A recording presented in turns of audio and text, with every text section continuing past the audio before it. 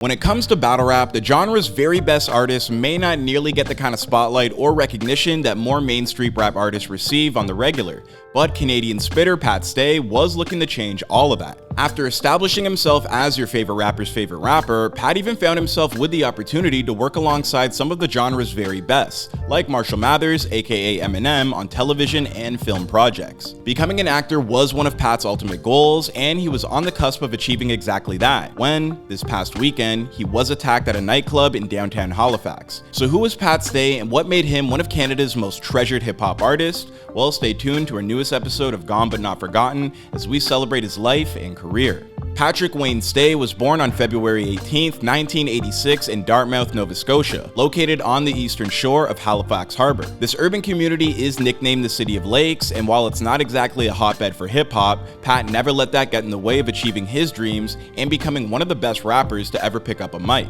Pat's appreciation for hip-hop began at an early age. In fact, it was largely thanks to his older brother Pete that Pat took on the art form while a student at Northbrook Elementary School. That's where he remembers spending most of his time by acting like the class clown. But Pat always had a reason for making himself the center of attention, because even from a young age, he wanted to learn how to captivate people in order to entertain them as much as possible. And I get up on stage, and everyone introduces herself and says their outfit, etc., etc.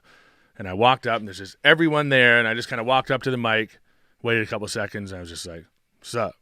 And they all just, for some reason, still to this day, it's stupid, losing their mind, cheering. I'm like, and I wasn't popular. I was new. No one even knew me, but I just walked up. I was just like, "Sup?" Then, after getting home from school, he used to sit in front of his keyboard for hours on end and type out everything he was feeling. And even though the keyboard was never plugged into a computer, Pat just simply needed to get his feelings out into the world in order to express what was going on inside of him. This desire to communicate his intense emotions with others would eventually take on a life of its own, and lead Pat to becoming one of the most successful hip-hop artists to ever emerge from the country of Canada, let alone the East Coast. But back then, in his earliest days, Pat knew that the most important thing that he could do was keep his nose down and continue to work. When asked what advice he would have for anybody looking to establish themselves in the music industry, he'd tell Signal, if you're making a beat, release it and then make 5,000 more. If you have like 10 songs out and you think they're good, well, make a lot more. In other words, just continue to grind. And after a youth spent doing exactly that, Pat finally began to see some real gains. Pat may have grown up in the middle of nowhere as far as most people are concerned, but once he began performing as a battle rapper, his music would reach people all across the globe, and it didn't take him long to find fans in some of the biggest names in the industry. For instance, by 2015, Canada's biggest hip-hop export of all time, Drake, wound up skipping that year's Grammy ceremony where he had been nominated for multiple awards in order to watch Pat Stay defend his title at King of the Dot's Blackout 5 against rapper Sharon, a matchup that I was actually there in attendance for, so I'm grateful that I actually got to see Pat perform before he passed.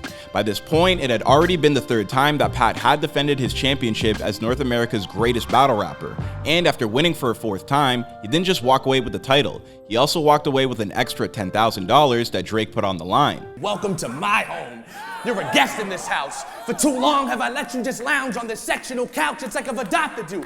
You've adopted everyone's style, so since you're my child, I'ma rinse out your mouth with bars. I'm coming in swinging. Sonny, listen, I'm about to bury you. When asked to describe his relationship with Drake following the win, Pat would tell CBC, he likes me a lot and I like him a lot. We just have respect for each other. We're friends, and I don't try and capitalize off of that. And Drake wasn't the only one who was well aware of how talented Pat Stay really was. Even Shaquille O'Neal once gave him a shout out on Twitter and then challenged him to show up to battle rap his cousin. Like, are there any better celebrity cosigns than Shaq? I mean, Shaq and Drake? Jeez. Well, Pat not only wanted the problem that Shaq's cousin was looking to pose, he solved it by winning the challenge. How are you, man? I'm a big fan of yours. That battle you had with my cousin, that was epic. That was epic. Oh, you liked it? Yeah, I did. Following his title defense at the Queen Elizabeth Theatre in Toronto in front of Drake a few years ago, Pat would go on to work with Eminem on a series of projects, including the reality television show Road to Total Slaughter, which would see 8 battle rappers compete against one another to headline in an event in M's Total Slaughter Battle Rap League. Following that project, he and Eminem would remain friends with one another for a few years later. M would call up Pat to appear in his film about the art of battle rap titled Bodied. And I'm not gonna lie, I kinda took issue with the character they had Pat playing. I mean, dude was a battle rapping racist. I know it was just for camera, I'm just joking, Pat's amazing. I'd probably lift him off his feet if I aim my Glock. And that's the first time a black guy'll get ranged by pops. After getting a taste of acting, Pat was hopeful that his hip-hop career could be parlayed into a career in entertainment.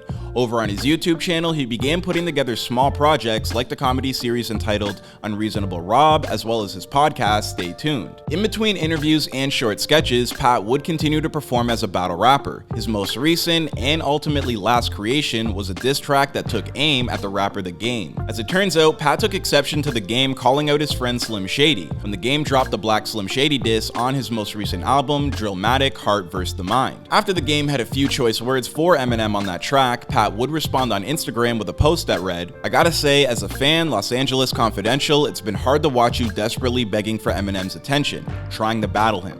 Trust me, I respect the hunger, but once you start that whole he only blew up because he's white type shit, it comes off more haterish than competitive." The music video to Pat's diss track would also include brief quotes from his friends like Drake, Method Man, and Joe Budden, all of whom praised the Canadian rapper as being one of the best to ever do it. Pat Stay's definitely one of, if not the best. I don't think you can name 10 battle rappers better than Pat Stay. I can't picture nobody really beating Pat Stay. Which may have something to do with how that music video was able to rack up close to 400,000 views in just 3 days. Well, that, and unfortunately, the tragedy that was set to unfold next. On early Sunday morning on September 4th, 2022, at around 12:36 a.m., local authorities in Halifax were called to a nightclub known as the Yacht Club Social at the 1600 block of Lower Water Street. That's where police found Pat Stay suffering from multiple stab wounds. He was rushed to the nearest hospital but would later succumb to his injuries. News of his death sending shockwaves around the world and lighting up social media. I was shocked. Some local music fans even made their way to Waterfront to pay their respects. The Halifax Regional Police do not have any further information at this time in regards to what led up to the incident or who did it. All they've really been able to determine with an autopsy is that Pat was indeed the victim of a homicide. In other words, no arrests have been made at this point,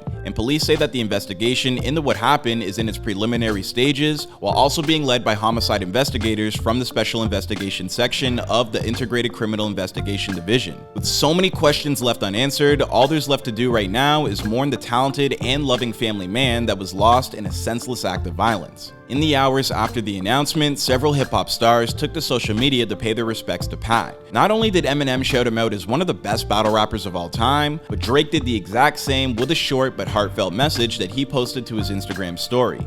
Meanwhile, a GoFundMe campaign has also been created in Pat's honor to help raise money for his partner and their 2 children. As of Tuesday, that campaign has already raised $146,000 of its intended $800,000 goal. So if you are looking to show support for one of Canada's most prized rap artists, a man who was taken from us far too soon, then head over to that page to help out however you can. In the meantime, stay tuned to our newsfeed over on Instagram that will provide you with any further updates in regard to this story. Pat, I hope that wherever you are, you can see the outpouring of respect that everybody has for your incredible talent.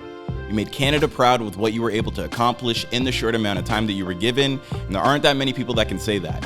Rest in peace to the sucker-free boss, Pat Stay. Thank you everybody for watching today. Please leave your thoughts and favorite memories of Pat in the comments down below. Once you're finished with that, please remember to like, subscribe, and turn on your notifications. My name is Clyde Smith, and I'll see you guys in another video.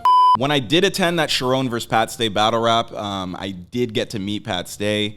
And he tried to sell me one of his sucker-free boss hats, and I was broke at the time and I couldn't buy it. But I just remember him being the most humble dude ever. And yeah, absolute tragedy. Gone too soon, man. Rest in peace, Pat. I'm sad right now. Wishing we can have Pat back so bad right now, as he would say. Anyways, miss you, Pat.